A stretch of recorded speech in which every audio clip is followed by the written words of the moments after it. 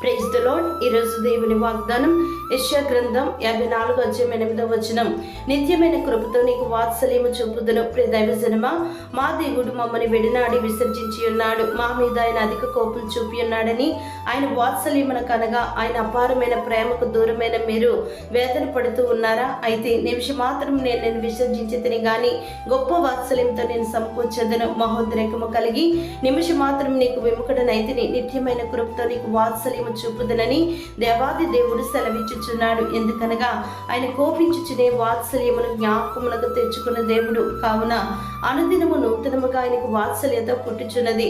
మీరు ఆయన తట్టు తిరిగినప్పుడు మీ దేవుడు అత్యంత కృపగలవాడు గనుక మీరు నిర్మూలము కాకుండా చీకటిలోను మరణ ఛాయల్లోను కూర్చుంటూ మీకు వెలుగునిచ్చుటకే ఆ మహావాత్సల్యమును బట్టి పైనుండి ఆయన అరుణోదయ దర్శనమును అనుగ్రహించునగా ఆయన ప్రత్యక్షమగును. దేవుడు మిమ్మల్ని దీవించునుగాక. ఆమేన్.